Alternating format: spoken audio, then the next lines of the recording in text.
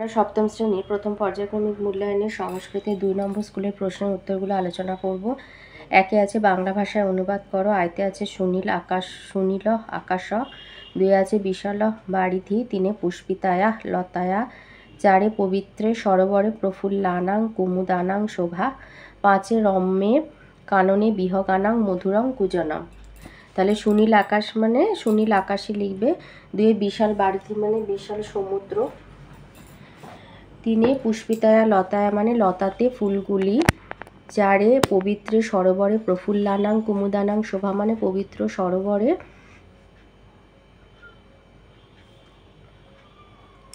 প্রস্ফুটিত পদ্মের শোভা, 4 রম্যে কাননে বিহগানাং মধুরং কুজনম মানে সুন্দর বাগানে বা মনোরম বাগানে লিখতে পারো। রম্যে মানে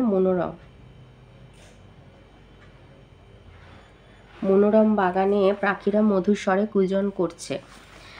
2 আছে দেবনাগরী হরফে লেখো, সুনীলে আকাশে দীপ্ত সূর্য, আর 2 আছে স্নেহমজ্জা জনন্যা সুশীলা নং নন্দিনীম।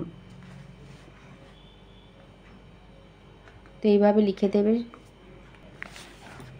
3 আছে বর্ণ বিশ্লেষণ করো দেবনাগরী অক্ষরে, তো আমরা বাংলা অক্ষরে লিখেছি নক্ষত্রাণী, ন যোগ অযোগ ক যোগ মধ্যাহ্ন স যোগ ত যোগ র যোগ আ যোগ দন্তান্ন যোগ হর্ষই। এগুলো সব দেবনাগরী হরফে লিখবে। আলেখ্যম আ যোগ ল যোগ এ যোগ খ যোগ জফালা যোগ ম। 3 আছে চঞ্চলা চ যোগ অ যোগ ইং যোগ চ যোগ অ যোগ ল যোগ আ, নৃপতি ন যোগ র যোগ অ যোগ প যোগ অ যোগ ত যোগ হর্ষই যোগ বিসর্গ। 4 দিয়েছে প্রদত্ত পদগুলি লিঙ্গ আর বচন নির্ণয় করো, শাখে হংস আর ফলানি। শাখে হচ্ছে দ্বিবচন স্ত্রীলিঙ্গ, হংস ও দ্বিবচন স্ত্রীলিঙ্গ, আর ফলানি বহুবচন ক্লীবলিঙ্গ।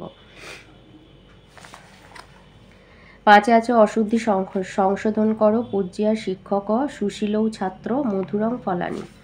এটা হবে পূজ্যা শিক্ষক মানে পূজনীয় শিক্ষক, সুশীলৌ ছাত্রও হবে সুশীলৌ ছাত্র, দুজন সুশীল ছাত্র, মধুরং ফলানি হবে মধুরং ফলম মানে মধুর ফলগুলি মানে মিষ্টি ফলগুলি আর কি।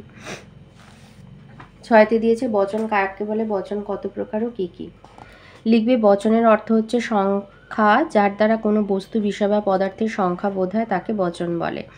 সংস্কৃতে বচন 3 প্রকার, একবচন দ্বিবচন আর বহুবচন।